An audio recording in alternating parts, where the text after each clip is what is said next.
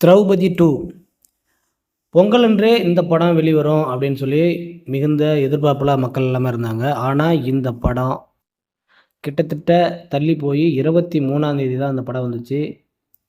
இந்த படத்துக்கு மிகப்பெரிய எதிர்பார்ப்பு இருந்தும், மக்களுடைய வரவேற்பு அந்த அளவுக்கு இல்ல அப்படின்ற கவலையோட, அந்த படத்தினுடைய இயக்குனர் திரு மோகன்ஜி அவர்கள் வந்து ஒரு வீடியோ வெளியிட்டிருக்காரு.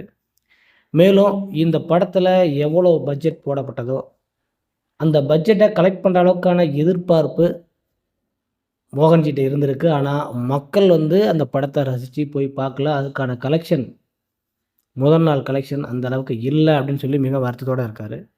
கிட்டத்தட்ட இந்த படத்தினுடைய பட்ஜெட்ட வந்து 10,00,00,000 போட்டிருக்காங்க. இந்த ரூ. 10,00,00,000 இந்த படம் முழுசா எடுத்து குடுக்குமா? தேறுமா? தேறாதா? அப்படின்ற கவலையில தான் இந்த வீடியோவ வெளியிட்டிருப்பாரு அவரு.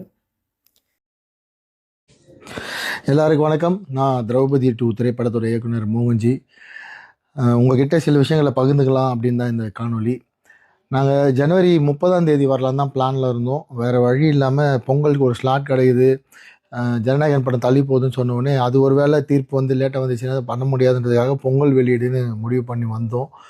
அங்கே கார்த்திக் சார் படம் வாவாத்தியார் வந்ததால் அங்கேயும் தேட்டர் பற்றாக்குறை ஏற்பட்டு நாங்கள் பண்ண பெரிய பெரிய ப்ரொமோஷன் பண்ணிட்டார் ப்ரொடியூசர். ஃபுல் பேப்பர் ஆடு கொடுத்து ஒரு 30 லட்ச ரூபா ப்ரொமோஷன் செலவு பண்ணிட்டார். அதனால் திரும்ப இமீடியட்டாக அந்த ப்ரொமோஷன் யூஸ் பண்ணுன்றதுக்காக 23 வந்தோம். 23 தலைப்படம் கூட வரக்கூடாது, மங்காத்தா கூட வரக்கூடாதுன்னு ஒரு முடிவில் தான் 30ஆம் தேதி பிளான் பண்ணோம். விதி எங்களை கூப்பிட்டு வந்து ஜனவரி 23 கொண்டு வந்து விட்டது.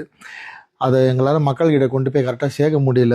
ஒரு பொங்கல்லேருந்து நாங்கள் 23ஆம் தேதி வரணும். ஏன்னா பொங்கலுக்கு ரொம்ப எதிர்பார்ப்பு இருந்துச்சு. பொங்கல் ரிலீஸ்னே நினச்சிட்டாங்க மக்கள். ஸோ பொங்கலுக்கு வந்துட்டு அதுக்கப்புறம் 23 ரிலீஸ்னு சேர்க்க முடியல. மங்காத்தாவோட மிகப்பெரிய அலை, அதோட கூட்டம், ரசிகர்களோட பலம், அது வந்து சமாளிக்க முடியல. என்னென்னா சென்னையில் எங்கேயுமே காலையில் 9 மணி ஷோ கிடைக்கல, 11 மணி ஷோ கிடைக்கல. கிடைச்ச ஷோலையும் வந்து யூடியூப் வந்து அவங்க வந்து ஒரு பைட் எடுத்தோ மக்கள்கிட்ட இருந்து கருத்தை வாங்கி அதை மக்கள்கிட்ட வெகுஜன மக்கள் தமிழ்நாடு முழுக்க கொண்டு போய் சேர்க்க முடியல.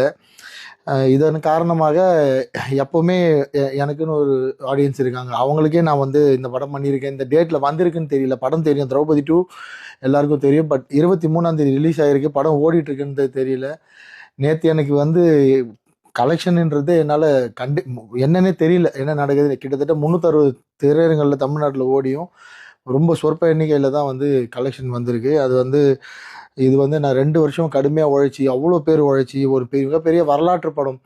இந்த படம் வந்து இந்த மாதிரியான ஒரு சூழலுக்கு போக வேண்டிய தகுதி உள்ள படமே இல்லை. இது மற்ற டைரக்டரோ மற்ற ப்ரொடியூசரோ வந்து இதை வந்து தாண்டி போயிடுவாங்க. பட் என்ன மாதிரி எந்த பின்புலமே இல்லாமல் சினிமாவில் ஒருத்தர் கூட எனக்காக ஒரு ட்வீட்டு, இந்த படம் நல்லா இருக்கு, இந்த படம் பாருங்கன்னு சப்போர்ட் பண்ணி ஒரு டைரக்டரோ ஒரு ப்ரொடியூசரோ ஒரு நடிகரோ கூட பக்கத்தில் நின்று அந்த மாதிரி ஆளே இல்லாமல் நான் தனியாக போராடி வந்திருக்கேன். உங்களை மட்டுமே நம்பி, மக்களை மட்டுமே நம்பி திரும்ப உங்ககிட்ட தான் வந்து நிற்கிறேன்.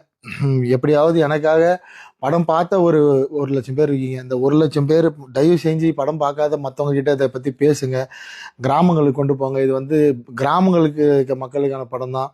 மக்களுக்கு இப்படி ஒரு படம் வந்திருக்குன்னு தெரிஞ்சால் நிச்சயமாக வந்து பார்ப்பாங்க. அட்லீஸ்ட் திருவண்ணாமலை, செஞ்சி, விழுப்புரம், கள்ளக்குறிச்சி, உளுந்தூர்பேட்டை, கடலூர், சிதம்பரம், பாண்டிச்சேரி, அரியலூர், ஜெயங்கொண்டம், இங்கே இருக்கிற மக்களாவது இந்த சேலம், ஆத்தூர், தருமபுரி, கிருஷ்ணகிரி, ஓசூர், இது எல்லாமே வேலூர், ராமணிப்பேட்டை, இதெல்லாம் எப்போவுமே எனக்கு வந்து படம் ஓடுற ஏரியா. ரொம்ப கலெக்ஷன் அதிகமாக இருக்கும். சென்னை எப்போவுமே கொஞ்சம் டல்லாக தான் இருக்கும். ஆனால் இந்த ஏரியாலே இந்த படம் வெளியே வந்திருக்குன்னு மக்களுக்கு தெரியாதது என்னால் என்ன பண்ணுறதுன்னு தெரியல. அதனால் இதான் கடைசி வீடியோவாக இருக்கும். உங்களுக்கு இந்த படத்தை பற்றி மக்கள்கிட்ட கொண்டு போய் சேர்க்கணுன்னு ஆசை இருந்தால், எண்ணம் இருந்தால் தயவுசெய்து கொண்டு போய் சேருங்க. நிஜமாலே நாங்கள் வந்து மங்காத்தா திரைப்படம் எங்கள் படத்தை வந்து இப்படி வந்து ஒரு காணாமாக்குன்ற நாங்கள் நினைக்கல. அது வந்து முக்கியமான திரையரங்களை கூட மற்ற இடத்துல மக்கள் பார்ப்பாங்க தான் நினச்சோம். இந்த 2வது நாள் இன்றைக்கி படம் வெளியாகி இன்றைக்கி பேசலைன்னா இதுக்கப்புறம் எப்போவுமே உங்கள் கூட இந்த மாதிரி என்னால் இதை பற்றி சொல்ல முடியாது.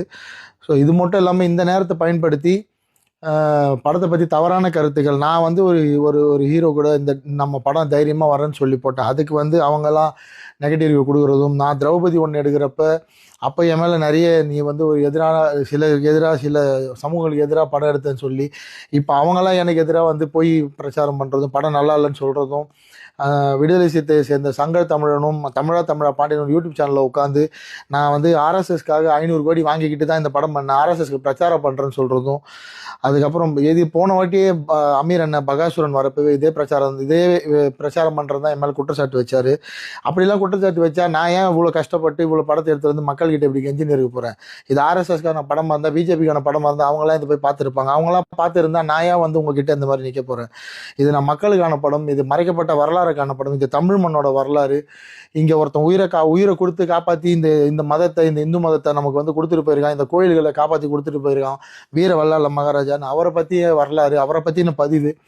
இதை வந்து நீங்கள் வந்து எந்த அமைப்புக்கு படம் எடுத்தேன், இந்த கட்சிக்கு படம் எடுத்தேன்னு சொல்லி மக்கள்கிட்ட தவறாக பிரச்சாரம் பண்ணி மக்கள் படம் பார்க்காம விடுறதுல உங்களுக்கு அப்படி என்ன சந்தோஷம்னு தெரியல.